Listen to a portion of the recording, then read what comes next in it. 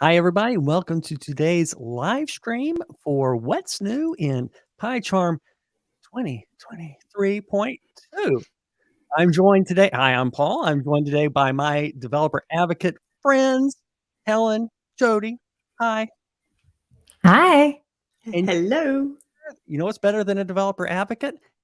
Someone on the PyCharm team. We are joined by Aleksei. Hey, Aleksei. Hey, everyone. Helen and Jodie, you and I just got back from EuroPython, where we had a chance to talk about some of these features that we're about to show. Helen, what do you remember about EuroPython? What do I remember? Thankfully, all of it. It was great to connect. We were super busy. Lots of people coming up to say hi. Lots of great conversations and just understanding what you all are doing out there and how we can help. That was really helpful and just a lot of fun. Actually, it was really good week. That's a good point. You said you all out there. We've got everybody out kind of over there, but in Prague, we had everybody like right there. That was really really cool. did. It was brilliant. Yeah. Jodie, how about you? Yeah, so it was my first EuroPython as well. It was Helen's first as well. It was amazing. Like I had the chance to do a data science workshop for beginners at the beginning of the conference and also a session for data science newbies. This is like my happy place. Like I really like helping people get into this profession. So it was incredible. And just the sense of community. Prague's obviously beautiful. It was a sensational conference. That's kind of my takeaway also. Prague, awesome. If it's been Prague forever and ever, I'm okay with that. I've been doing EuroPython since 2002, and it's so cool to see the EuroPython over the years. Don't tell the Americans, but I think the Europeans might run a better conference. Shh. Didn't say that out loud. Aleksei, you have been on the PyCharm team for a while. You've been the one that's delivered some of the things that bring me joy the most. This is a big release. Lots of stuff in it. What did you work on and what kind of stands out for you? That's true. It's a pretty packed one with features. I, in particular, worked on different stuff for Python packaging and on PyScript integration. In fact, I should have shown PyScript today. I'm not going to show that, but I am going to show a packaging thing where I click on this little underline that brings me joy to upgrade a package. Usually we do a little bit of a wind up about slides and stuff, but we got a lot to show, so we're gonna get into it. But just for a little bit of housekeeping, real quick, we are recording this, so don't be the person that asks in the channel in 3 minutes, "Is this thing being recorded?" Because it happens every time. Don't let that be you. We are looking and talking to all of you right now. I've already committed the first mistake where I said a reply to both Twitch and YouTube like I promised Sergey 9 minutes ago I wouldn't. So I'll try and improve on that. If you have questions, please say them as soon as they come up. We're going to break this into chunks. We're going to take your comments and input. When you see us looking over, that's because we're paying attention to you. At the end of this, the recording will be available immediately. It's YouTube after all, but we'll also post it on our blog where you can find more information.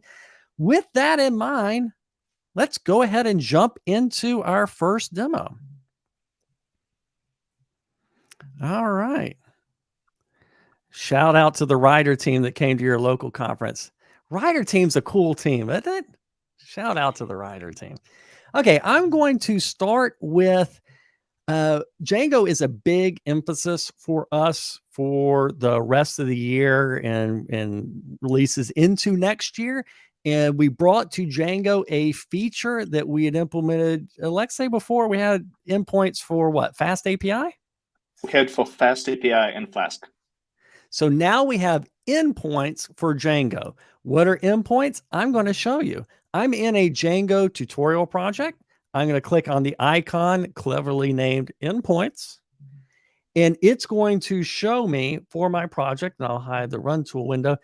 it's going to show me what it discovered for endpoints. And this is really interesting. It shows the power of our indexing machinery. We know where all the bodies are buried, so we can go and connect to them, list them. And for example, I've got an endpoint called items. I can click on it. I can do some things like right click on it and jump to the implementation for it. So there's the route that defines it. I can find usages for it. This is where you're about to see the big idea for endpoints. I see the definition in URLs, but also a usage in string constants. I can find it in a JavaScript file. Because we turn all of this stuff into symbols, I can do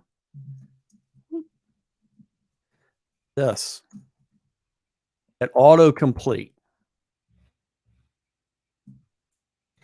I can do some refactoring and renaming on these things. I could, for example, go to the definition of this.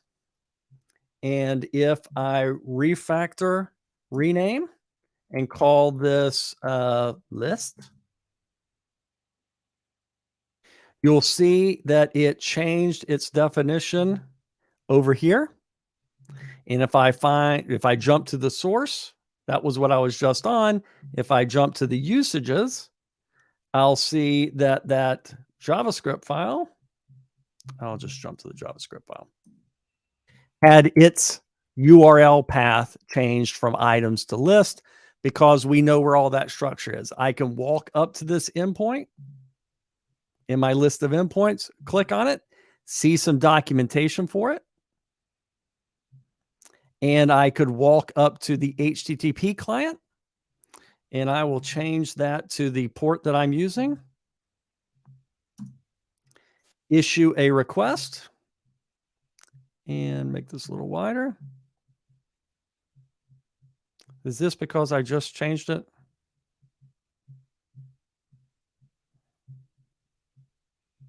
Demo God's got me. Did I not finish the renaming?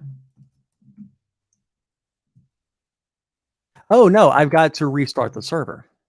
That's why.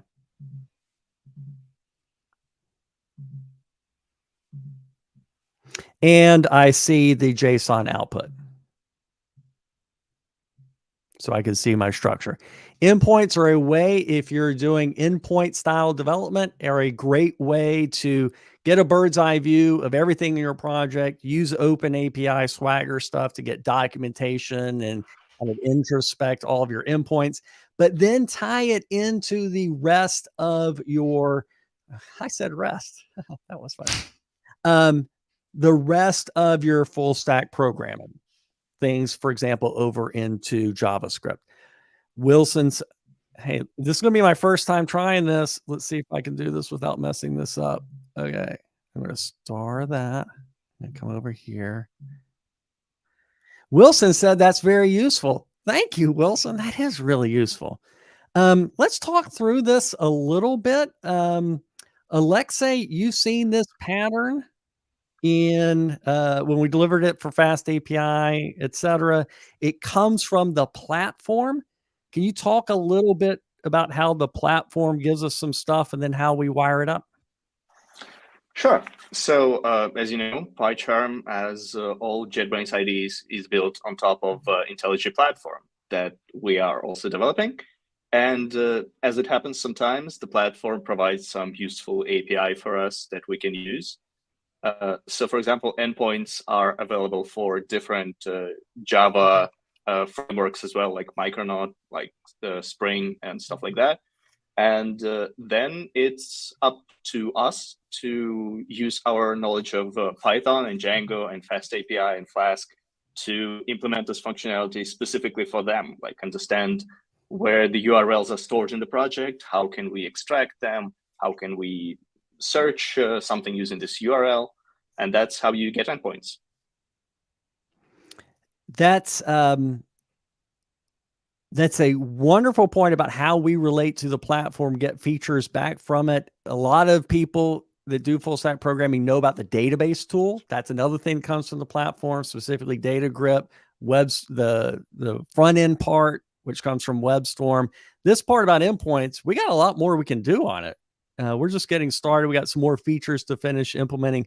We're hoping this is a really impactful thing for development. Let's see. I'll bring up another question. This is already answered by Sergey in chat. Haven't wired that up yet, but that is something that we can work on. Jodie and Helen, just in general, when we were at EuroPython, Jodie, when we were at PyCon, how would you say is the balance of full stack and Jinja with the kinds of questions that we've been getting asked? Jodie, I know there's a lot of data science and AI, but how do you feel is the interest in full stack? I think probably across the two conferences, probably at least 40% of people came with like full stack type questions. Of course, all the data scientists came to talk to me, so let's say selection bias. But Yeah. I'd say that maybe 40% asked and the other 120% asked about AI, right? what can Helen, I say? Helen, does that kind of match what you were saying?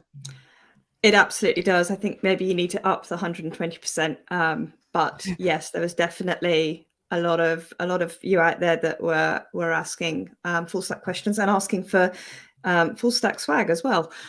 So that was a learning point. But yeah, I can definitely see how this will be super useful.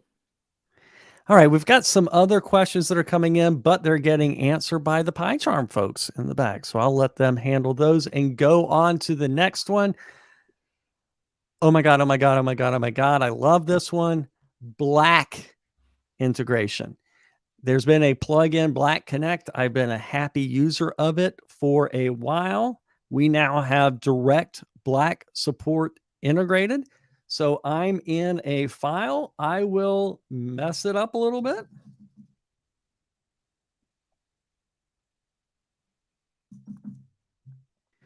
Now, when I save this, it gets run through Black. And if you have configured all of the dozens of configuration options Black supports, who am I kidding? What is it, 1 or 2 knobs that you can change on Black? I believe that we will discover them. How does Black support manifest itself? If you go to preferences and search for Black, I'm already on that, you'll see a preference pane that lets you know the Black executable. I believe that we also support, Aleksei, you'll tell me if I screw this up, Black D? I don't think so. Not yet. Not yet. It's Okay. in our plans. Yeah. Okay, great. All right, cool. But what we do support is these 2 knobs, which are fantastic. My fingers are trained to do Command Alt L 500 times a minute. And now we will route that through Black instead of our own internal code formatter, or whenever you save, or more specifically, when PyCharm thinks you save, because it will save even though you don't hit save if you change the focus to something else. We've got that kind of virtual saving thing. Black support for me is super fun. A lot of projects support that in continuous integration. It's good to see us supporting it. We've added support in the past few releases for a couple of other things, like Poetry was a plugin, things like that. So it's good to see that happening. We don't have our own prettier. It's the regular. I actually should show that. I have a prettier that is installed by PipX, and PyCharm discovered it automatically.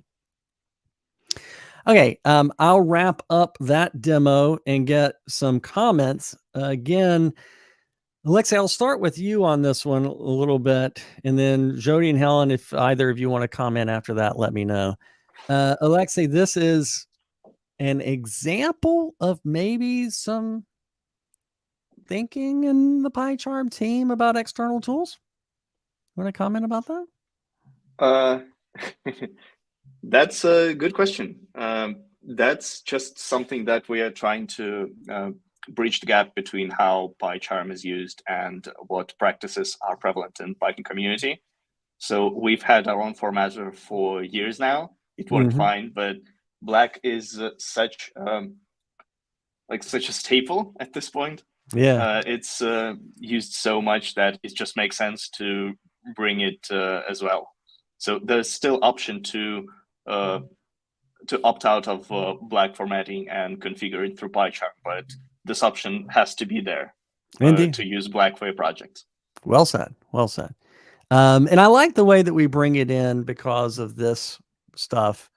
It'll automatically discover, it'll automatically work, and it will, before with Black Connect, you had the option of invoking some crazy 15 key press thing to run Black. But I like this way where it just does what you expect it to do. Helen, Jodie, maybe Jodie, do you kind of see this in our work in PyCharm about tooling? Yeah, like I'm super excited that we've done this integration. Like, no offense to the built-in formatter, but Black is my favorite. So, yeah. So back in my pre-PyCharm days, we used to install a Black formatter as part of Jupyter, and it's just, I don't know, it's such a nice formatter. So I'm super pleased to see this integration. And obviously we've gotten so many requests for it. It's so nice to be able to deliver on this. Helen, got anything? Nothing that hasn't already been covered. I think it's just a really nice, smooth integration. Like you said, earlier on in your demo, Option Command L, you're trained to hit it. And if you're not, you train yourself, because it will save you time. And that's what this is all about. So really nice integration. Before transitioning over to Helen's screen, real quick, if you can see where my little cursor is wiggling, we'll talk about that for a second while we transfer over to Helen. So go ahead and show Helen's screen. And we get settings for Black from pyproject.toml. That's another, oh my God, oh my God, oh my God. In fact, I'll be showing that one a little bit later. And I believe Aleksei is part of who I can thank for PyProject.toml support. So appreciate it. Okay, over to Helen. What you got? I've got lots and a limited amount of time. Right, I am going to start off with GitLab integration. So if you have already used GitHub, seems likely, pull request functionality, then this is going to look quite familiar to you. So let's say you have some of your projects up in GitLab and you've cloned them to your local machine. What you will now see is this very familiar little icon, new tool window called merge requests. If it's not there for any reason, then check that your project is, of course, a GitLab project. You will need to authenticate the first time you do this, same as you would with GitHub. So just in your settings, make sure that you've generated a token and put that in correctly. If you don't see the tool window for any other reason, you can just put your focus in your editor, step 1. Step 2, go to your recent files and search for merge requests. So once you've got that there, this functionality just allows you to review your merge request, check your changes, leave comments, and navigate across to relevant views. So let's take a look.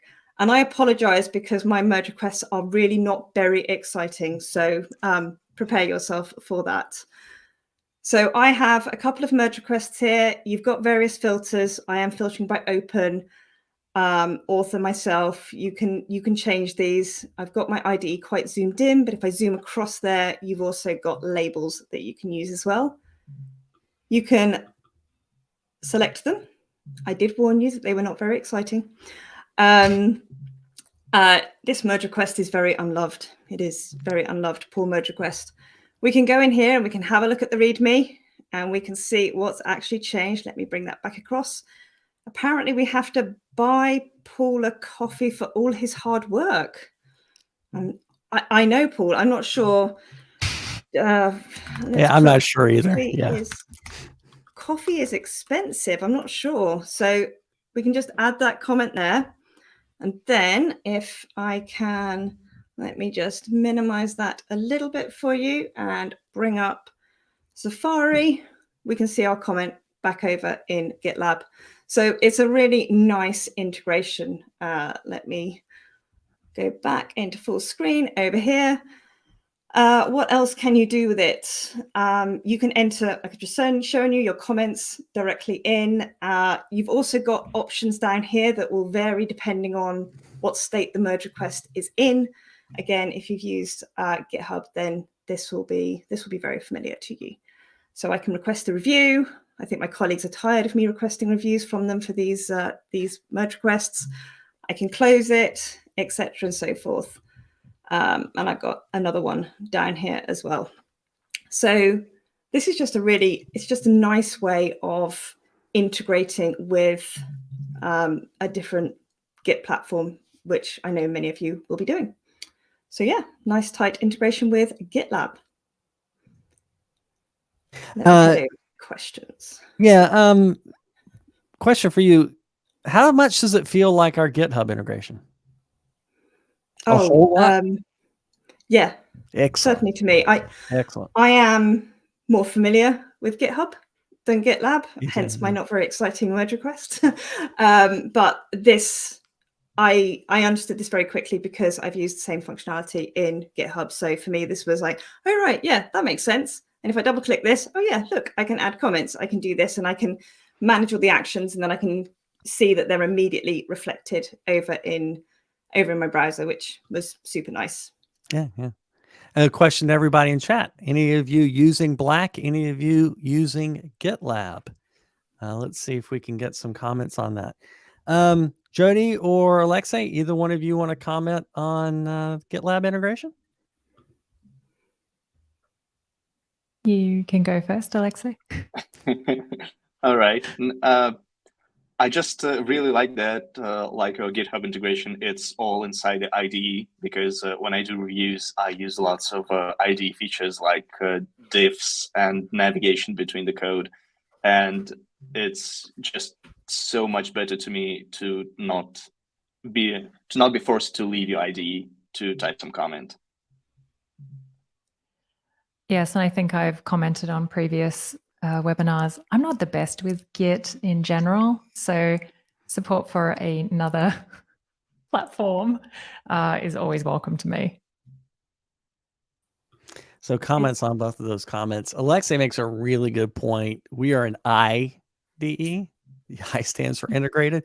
And we take a lot of pride in that. We really do try to bring these workflows into the same UI and key combinations that you expect. And so you're in the middle of a GitLab pull request place to type, and you've got the editor, you've got autocomplete.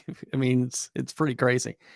And Jodie's got a good point. I know a guy who makes some VCS videos who just yesterday got confused about pushing to a branch. Just saying.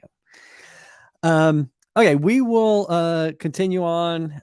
Yes, comment about Bitbucket support as well. Maybe there's a plugin for that, not from us.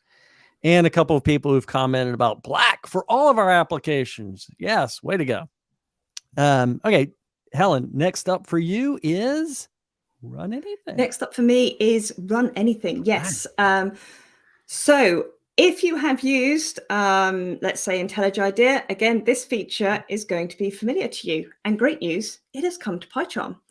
So you will be hopefully familiar with Search Everywhere.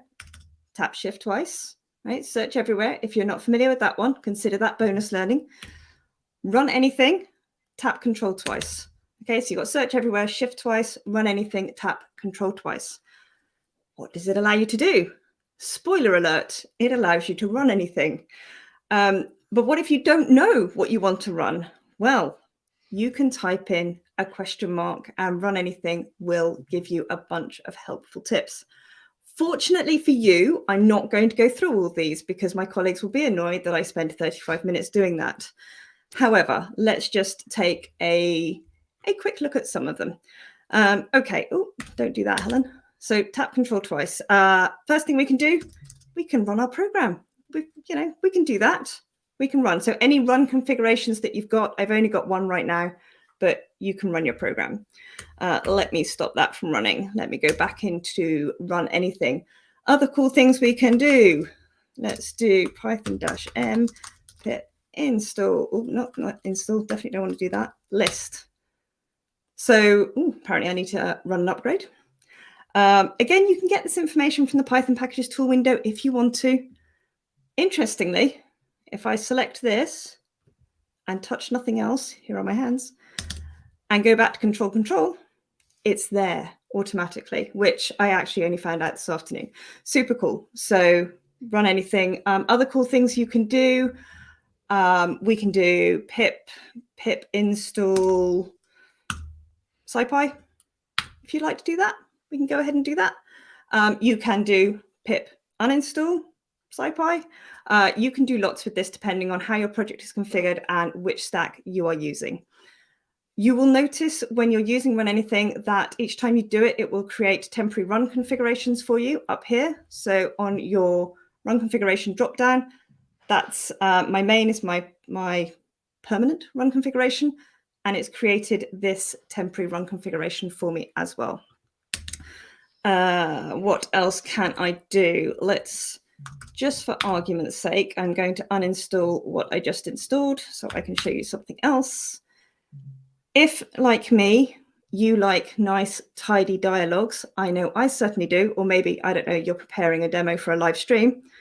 Something else you can do when you come back into here is you can hold down Shift and do backspace, and it tidies up your dialogue for you. So yeah, run anything. It's a nice way of keeping your hands on the keyboard, not necessarily reaching for a tool window, not necessarily thinking, oh, where do I need to do that? Or which menu is that in? If you can run it, if it's runnable, I'm not sure if runnable is a word, but if it's runnable, use run anything. So just tap control twice. Give it a go, depending on what stack you're using. Remember, there's a lot you can do with run anything. Jodie, this has the feel of something that it's going to take a while for us to teach our fingers to do this, but once we do, it's going to be so much faster. Yeah. Yes. Helen, this has been available for a while on the Java side, right? Yep. Did you use it a lot over there? I did. Yeah. I think that's why I was quite happy when I got this one for today's demo, because I was like, haha, this is awesome. I think I like the configurability of it. I like the fact that depending on your project and your stack and your workflow, run anything is very bendable, runnable and bendable. I think I'm just making up words now. Yes. Your English as an English person is suspect. But it's really cool because you can just go, oh yeah, I just want to run that, control, and then type in what you want to run. Again, one of the powers of PyCharm and any of the IDEs is there are multiple ways of achieving the same thing. So for me, it's about finding the workflow that works for you. And for me, run anything works. So hopefully you give it a go and let us know what you think. Aleksei, have you started using run anything yet? Oh yeah, absolutely. I love it. For me, at some point, sometimes with the number of features in PyCharm and different IDEs, sometimes there's just too much. So you just have to be able to navigate it. That's why I love double shift when you can just type what you want. And run anything is basically this, but for anything you want to run. That's a good way. Sometimes it really helps. That's good. Do you want to tell a little bit of story about how the path of a platform kind of feature on its way to making it into PyCharm? For this particular one, yeah, it's been available for platform a while, but we took some time to figure out the best UX for Python and what command we can bring there, because Right. the power of running anything is partly that you can add completion for different commands. Like for pip, you can complete package names, for example, and stuff like that. Yeah. Okay, I'm going to show a couple of things. First, yay for run anything. On the Git part, Bruce has a very good comment. Totally agree. We've all been there, Bruce. Yes. You made me feel a lot better. Thank you. And although I won't make a reveal, everybody follow Bruce on LinkedIn or whatever, and keep an eye on things he may or may not be doing in the future. Just saying. Another comment in support of Run Anything. And back on Black, when we were talking about Black, Doug, who I believe has joined us for some webinars in the past. Interesting point about pre-commit. I also use pre-commit, but now I have to move my usage of Black out of pre-commit into like when I'm editing. So that's cool. And then finally, a comment from our colleague, Mukul, who I want to promote something he did recently, a mega tutorial on Google Cloud, the plugin, the PyCharm plugin. He did a heck of a tutorial on that. Okay, onward. I believe we are switching. No, sorry, we have another one from Helen. Okay, and it's the one everybody loves, right? Absolutely. Okay, I love it. No, Okay. Right. New UI time. I have shown this on previous webinars, so I am going to go a little bit faster and show you a couple of new things that were new in this release. First up, if you're not using the new UI yet, you can enable it. Head on into your settings. It's there, but search for new UI. Come on, catch up, and then enable new UI. Top tip, if you found that it had a little bit too much space around the elements, select compact mode. I prefer it, maybe you do too. Okay, so that's how to enable it. Let's come out of that. Very quick tour. Main toolbar, you've now got sensible groupings of your icons. I think with the old UI, sometimes when we added new features, they ended up on the top toolbar, and perhaps it was a little bit cluttered in places. So the result of this research, I think, has really streamlined what's available and where it's available in the UI. So you have the name of your project. You have your VCS widget. I have some incoming changes shown in blue and some outgoing changes shown in green. You have your run and debug widget. Super cool. And that reminds me about something I wanted to show you with the run anything dialog. Maybe I'll do that quickly. Run anything, control. You know, I showed you how to do main. If you hold down shift, it changes to debug. So there you go. Top tip for the run anything dialog. I know. I can't believe I forgot to show that. Hold down shift and it will change from run to debug. Okay. Code with me, search everywhere settings. It's much cleaner. It's much tidier. And I know it's changed, and I know change can be frustrating, but I have been using it for a long time now, and I do really like it. And I have found that I can go faster in the new UI, and it's just nicer to look at. Right, main toolbar. Before I go any further, I will show you, if you are not a dark theme fan, we had quite a lot of feedback on the theme. You can now do light with light header if you want to. It's a bit bright for tonight's webinar, but it's an option. So that theme is there if you want to use it. Right, what else? Toolbars. You can now split these vertically, horizontally, any which way you want. So for example, bit of a spoiler alert. Let me get rid of you a second. We've got project over here on the left-hand side of our IDE. You see this little divider here, and you see that I have 3 toolbars below it. If I now select commit, it appears below it. If I didn't want it to do that, I can grab commit, bring it up above my divider, and then it just takes up the whole left-hand side. So it's just, again, it's about your IDE, right? We spend hours every day using our IDE. So it's about configuring it for you and what makes sense for you, because we all have different ways that we like to see and view our code and how we work. Similarly, down here, using my hands a lot, down here on the bottom, let's say, what is fun to see? Run, why not?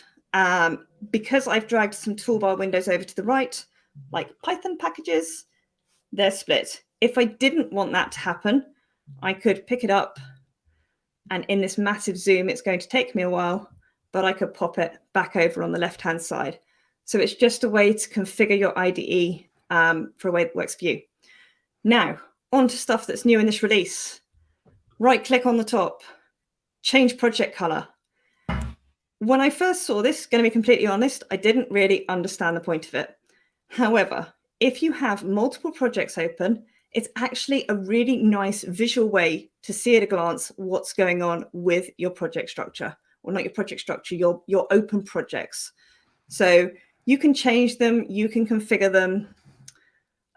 They have some lovely, I felt very calm when I looked at these colors, the names of these earlier on today.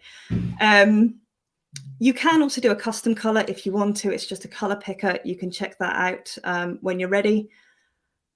Other cool things you can do is, if this doesn't work for you, you can add functionality to the main toolbar. So the one I always like to tell people is show history. You can just put it there, and then you have this nice show history button up here. So that can be quite helpful as well. Just again, it's about tailoring the IDE to be yours and use it how you want to use it. So I would very much encourage you to try the new UI if you haven't already. If you do want to share feedback with us, and I hope you do, you can come in here and head over to UI, and there is a specific submit feedback link. Okay, that feedback is read, it is actioned. We do take on board everything that you say. But yeah, try it. I'm a big fan, and I hope that it works for you as well.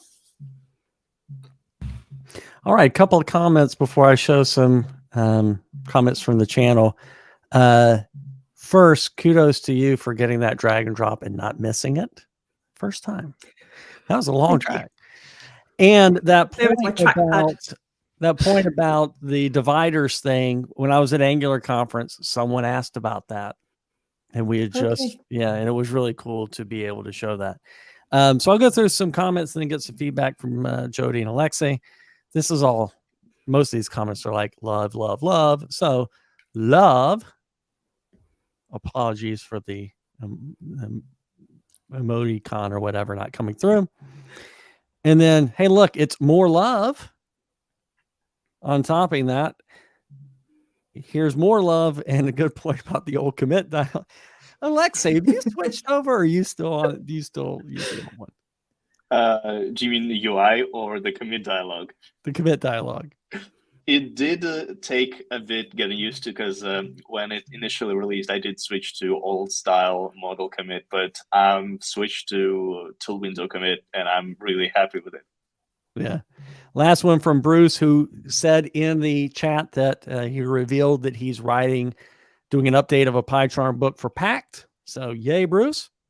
Jodie, you got any comments about the feedback you've gotten? You're like me, you cover more than one JetBrains product, so you see different populations talking about the new UI.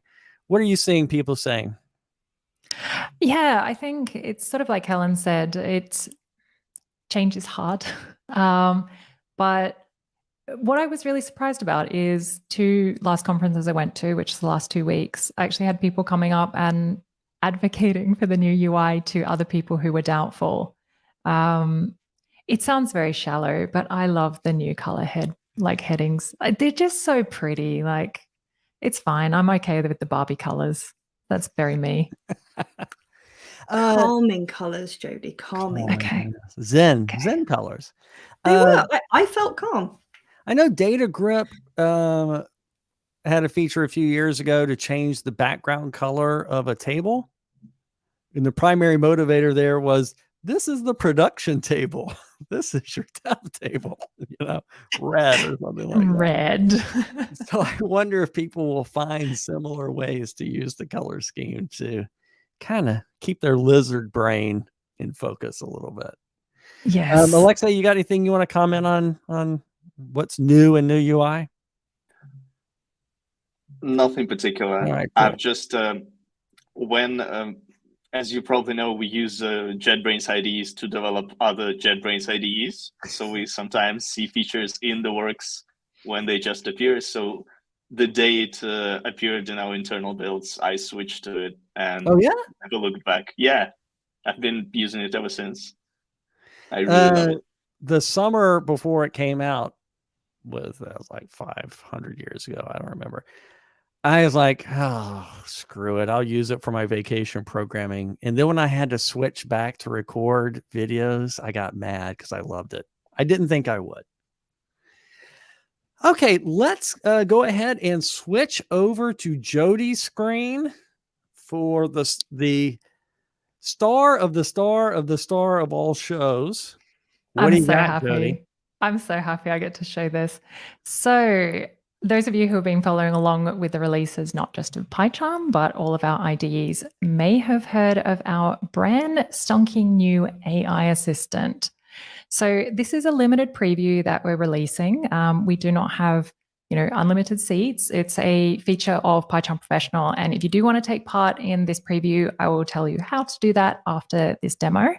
But basically what it is a plugin that uses a number of latest generation large language models to sort of increase the productivity that's already built into PyCharm, take care of some boilerplate and help you understand your code and get you started with maybe boring tasks a little bit better. So, without rattling on too much, I'm going to jump into the fun stuff. So let's start with this not very nice looking function here. So it's not really clear what this function does.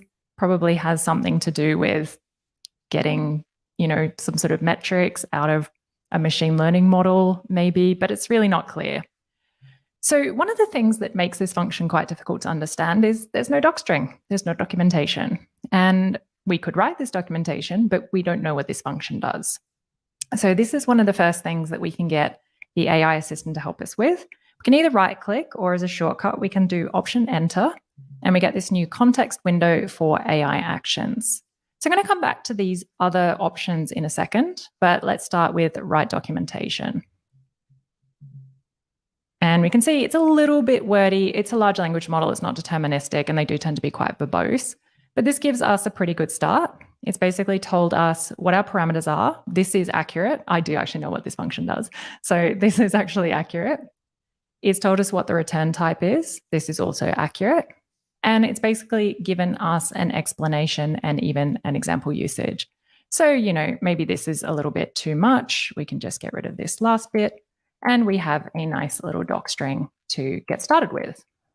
So another problem that we have with this function is I've given really bad names to both the function and the arguments. So, we could refactor this, ourselves, or we could get the AI assistant to help with naming. Naming is hard. So let's do that. So we can use our usual F6 shortcut, but this time instead of taking us straight to the rename window, refactor rename, it's going to now start suggesting names based on the contents of this function. So let's say create history data frame. That's not too bad. And then let's also take care of these really poorly named arguments. Sorry. There we go. I'm going to shift F6 again and model history. That's a pretty good name. And then we'll change this one over as well. Shift F6 again and number of epochs. So I hope what you can see is when it was doing this renaming of the argument, and it also does it with function names, it's using the same logic with refactor rename. So you can see it's even changing the usage within the docstring, and it's changing it throughout the entire function. And when we call this function, it will change the name of the function. And if we explicitly name the arguments, it will also change it in that usage. So it's exactly the same as usual refactoring. It's just you don't need to think of the name yourself. So we've now discussed what we can do inline. Let's now have a look at some Git actions and the way that the AI assistant can help us. So writing commit messages sucks. It does. So instead of writing a commit message to, document that I did some refactoring, I can get the AI assistant to help me with this. So I can generate a commit message with the AI assistant just by clicking this.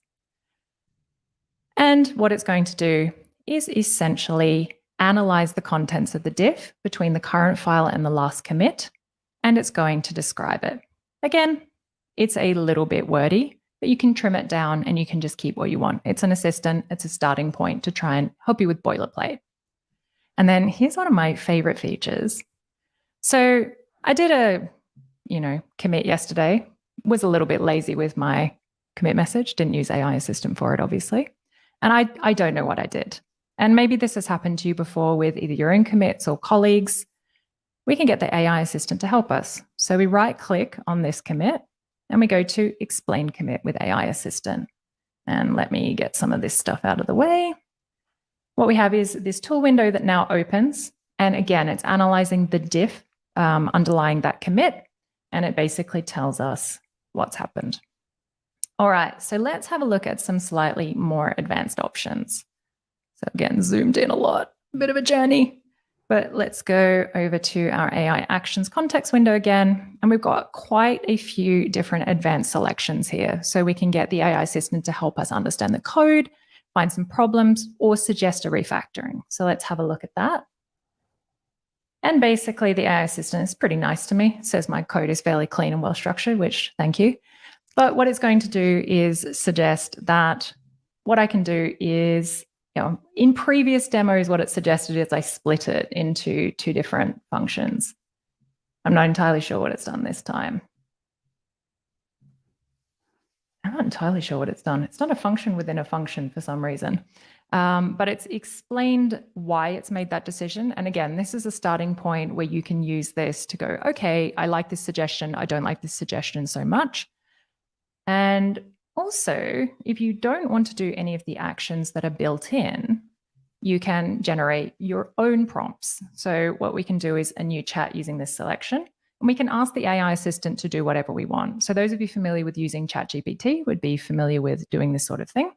Let's say we want it to generate unit tests for the below function using Python's test package, please.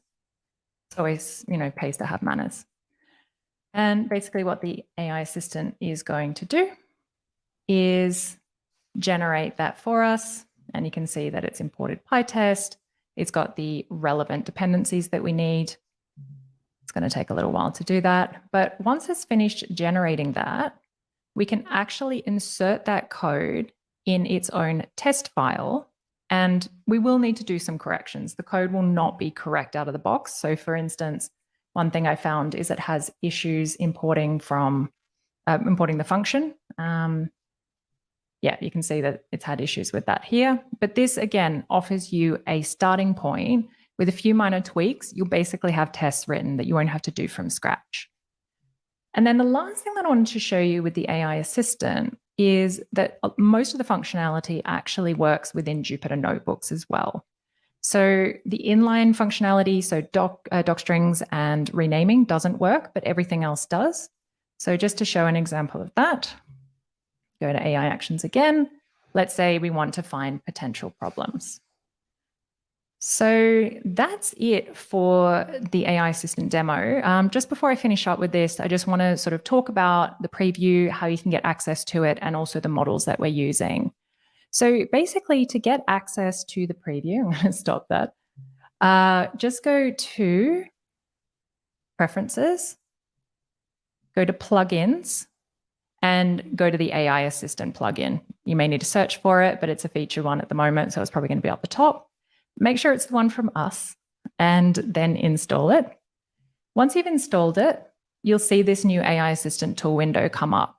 So once that comes up, you'll be prompted to log in. And once you log in, you will either get access to the beta or not, depending on the number of spots. So we do have a limited number of places. We just cleared our wait list just before this live stream, and we opened up another 400 spots. So please get in ASAP if you want to take part. If you do decide to take part, what we would really love if you could do is submit any issues or feature requests or any ideas you have to our large language model UTrack. We're going to post the link for that in the chat in a second. This is basically where you can submit all of your ideas and concerns. And we're releasing this as a limited beta because we really want to get ideas early. We want this to be a useful thing, not a gimmick. So this is really just the beginning for us. And that then leads us to the models that we're using. We're using models from OpenAI at the moment, using their API.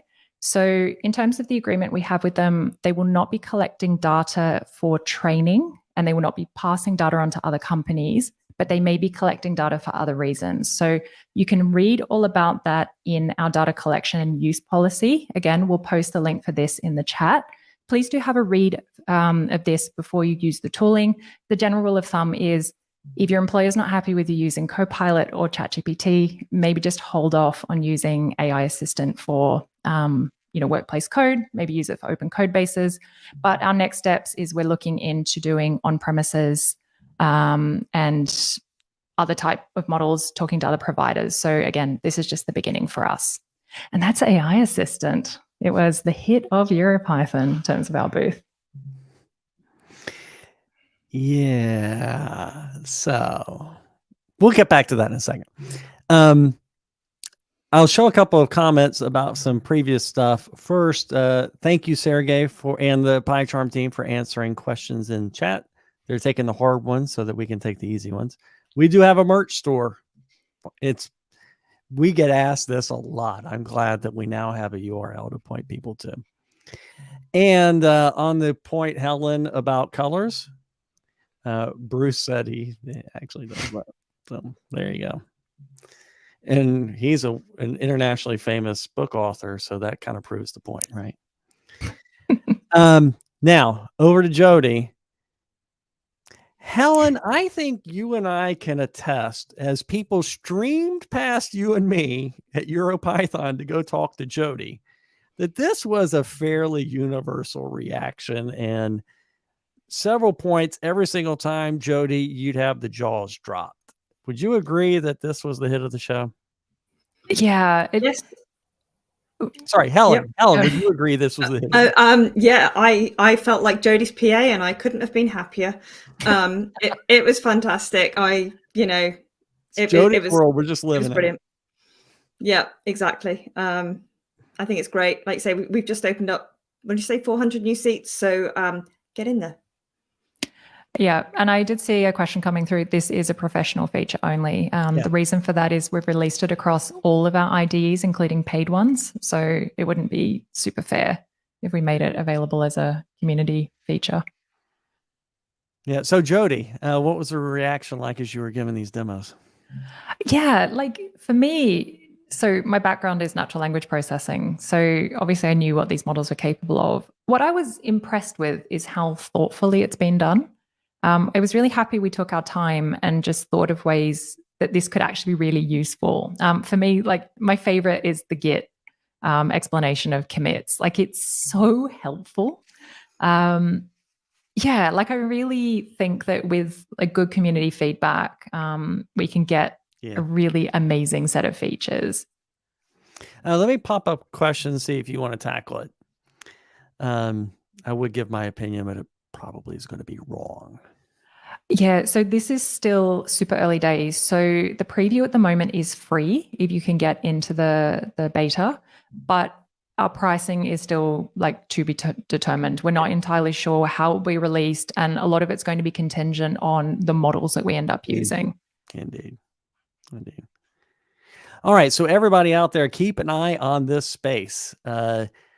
Jodie, I think if I was to recap what I saw, the two big things were people really liked that we got out of chat into the editor, into the IDE.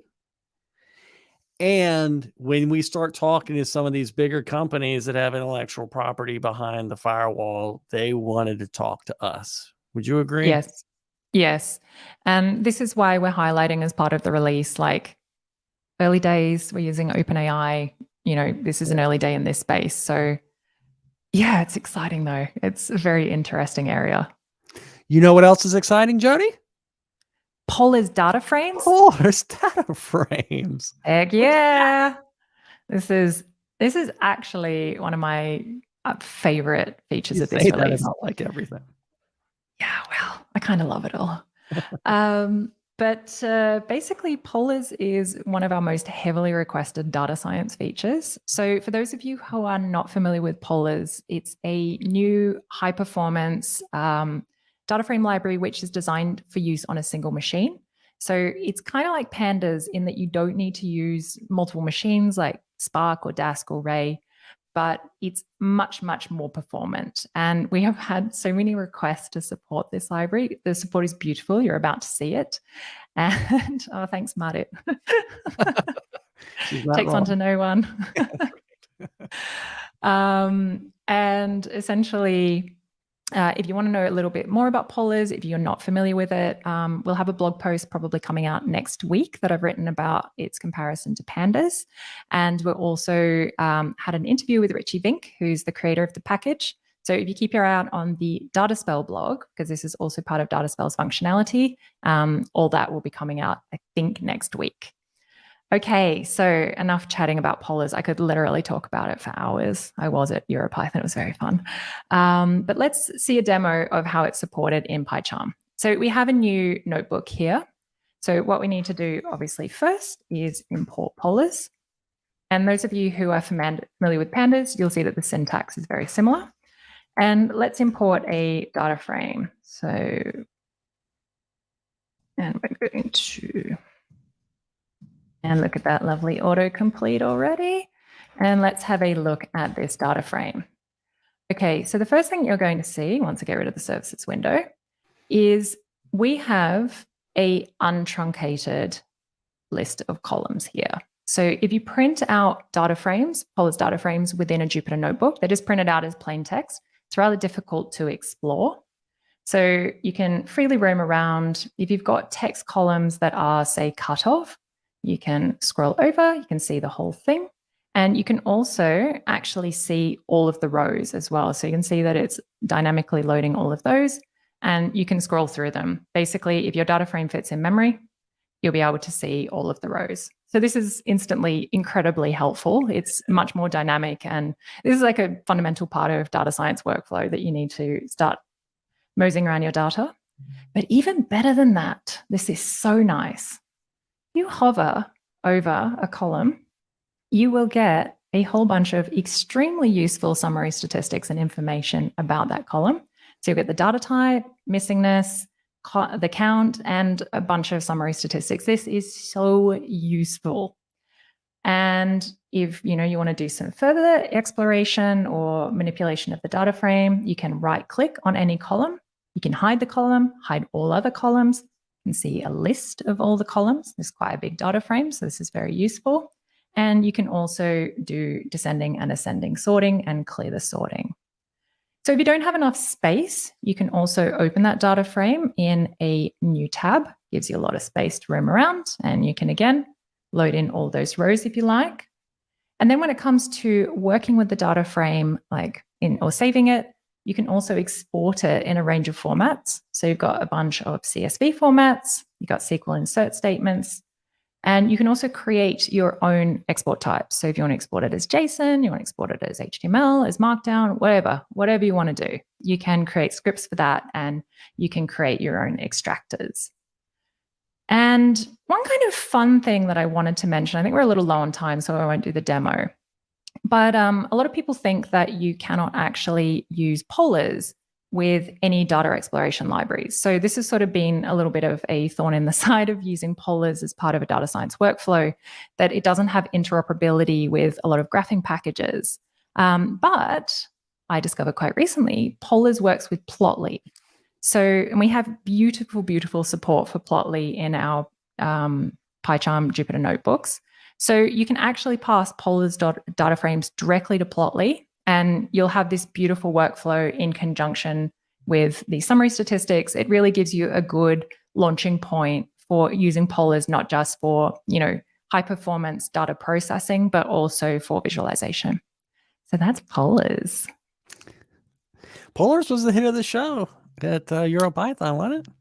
Yeah, so Richie gave a talk about it. Chuck also gave a talk about it. I think for a lot of people, this was quite a new library, they hadn't really come across it before. Syntax is pretty easy to understand, especially if you've already used PySpark. And yeah, it's really incredibly performant, 5 to 10 times faster, takes up way less memory than Pandas. Sorry, I'm getting on to my Polars nerdery again. Yeah, it's an incredible library. It's really exciting and interesting. And Aleksei, when Jodie was scrolling through these colossally large tables, that's been something that the PyCharm teams worked on over the years, right? Yes. So when the table's this large, it obviously takes lots of like memory and stuff to do this, but it's really worth it because I'm not really, data science is not really my alley, but with this level of to be able to interact with your data that seamlessly, I guess it really helps than when you have just plain text. And I can say, as a data scientist, like the experience is totally different of using tables in this manner. I should also say all the functionality I showed is also supportive for pandas. So if you're not, or if you haven't tried out the notebooks, it's a PyCharm professional feature, and they really are beautiful. They're so nice to use. So good work, Aleksei, and all the rest of the team. Indeed. And with that in mind, why don't we switch screens to Aleksei?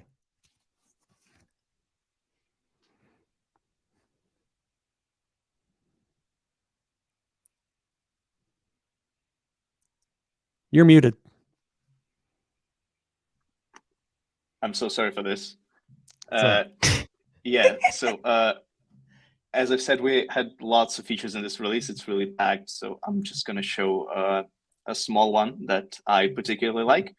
So I really love Python type hints, mostly because they make my job a lot easier. When the code is well annotated, it's much easier for PyCharm to pick up on the typing of different elements and to suggest you correct refactorings and autocompletes. But for type hints, when they get out of hand, sometimes it might be very hard to read code. So we've done this small thing that you can find via search action that is called collapse Python type annotations. So you can do this, and all your type hints get behind those ellipses. You can still expand them. You can read them whenever you need, but you can also use the action that is called expand Python type annotation to expand all of them. You can assign them to different key bindings. For example, I have this one to collapse them and to expand. And it's just much easier when you need to read some code, but the type annotations are just this big. It just makes everything cleaner. It's a small thing, but it really, I like this quality of life improvements. It seems small, but it really helps you navigate the code and read the code. Yeah, and I should have prepped for this. I call this the David Beasley feature. David Beasley took a shot at Python. David Beasley is a very, very, very, very well-known top of the Python community person.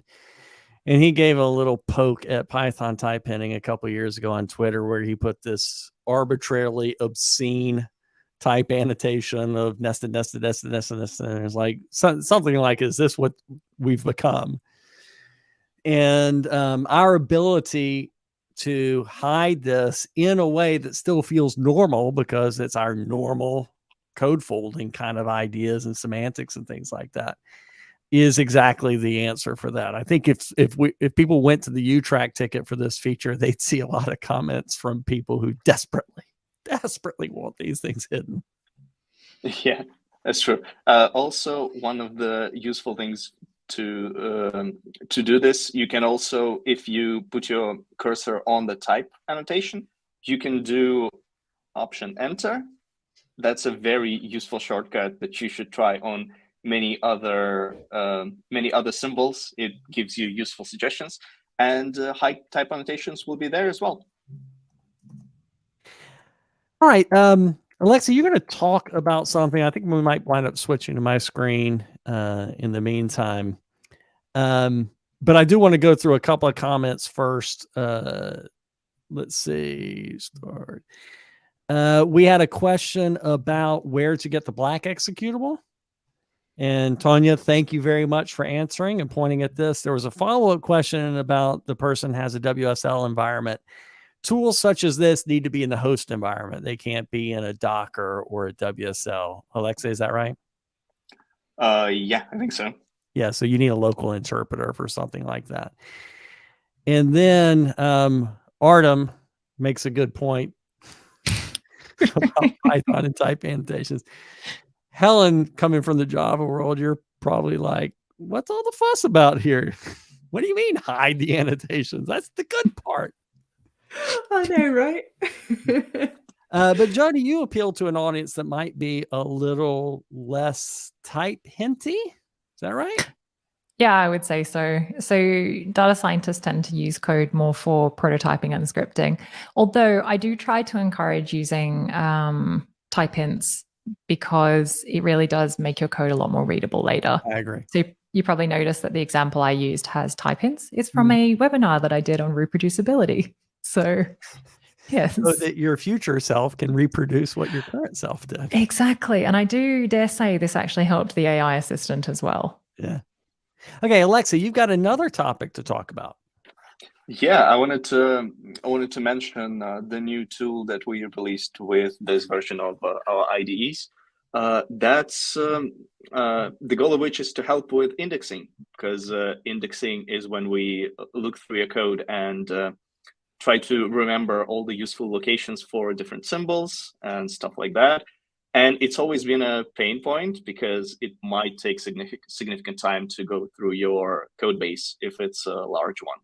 So some time ago, we introduced shared indexes, and now we release a command line tool that would allow you to easily generate shared indexes for your projects and to share them with your team. So for example, if you have a big project, you can run the indexing once and then not wait for it on all the other machines. So check out the blog post. The link to the tool will be there. Helen, you've got a little bit of a background in this from the Java side, which has big projects with lots of indexing and the ongoing work in the platform, right?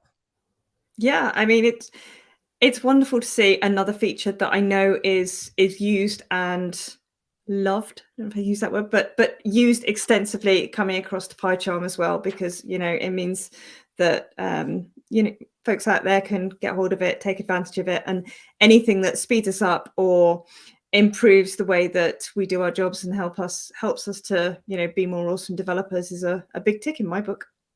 Every day I walk down the street in Virginia, I see shirts that say, I love indexing. Really Oh, yeah. interesting. People Every day, Paul. Yeah. CPU vendors love it. Okay, I'm going to talk about two things and then get us out of here. The first one being, I love PyTest. I heart PyTest. That's another one, just like indexing. I overdo it a lot, maybe on my fixtures. And then I overdo it on overriding my fixtures. So if you know about PyTest and fixtures, you can kind of nest them and override them and get lost. In the past, PyCharm got lost. PyCharm now knows the correct location for a fixture. So for example, I'm in a test called test person. Where does person come from? That's the magic of PyTest plugins and injection. When I mouse over it, it tells me this is the function and it comes from comp test. I'm going to navigate to it. You see there's a person. It returns, of all things, a person. But I might want a test with a French person. In this test, I override the fixture to return a French person. We know it's French. PyCharm knows it's French. Look at that. It found the right person and it warned me because I was supposed to use the correct first name. That's a quality of life improvement for PyTest, for testing in large projects with lots of fixtures. Done really well. I'm going to guess and say Ilya did it. All right. And all things he touches turn out joyful for me. So thank you, Ilya. Next thing, I'm going to talk about Aleksei's work. Again, joy. Python packages. Thanks to Aleksei, we have a GUI for Python packages. When did you first roll that out? How many releases ago? I think we started 3 releases ago, I want to say. Yeah, probably 3 releases ago, we released like the initial support for it. Yeah. And looking at all the Figma diagrams, it's harder than you'd think, because Python packaging is harder than you'd think. We learned it the hard way. That's right. That's right. Aleksei's like, yeah, I've got 50 years of therapy on this topic. So thanks for bringing that up. Lots of things we could show. Aleksei, maybe you'll want to talk about them. I'll show one in particular that sparks me joy. In this project, I'm out of date. How am I out of date? He tells me where I'm out of date, and I can walk up to something and just click the little underline, and you see it's doing the update and actually updates my requirement file to say so. So there you go.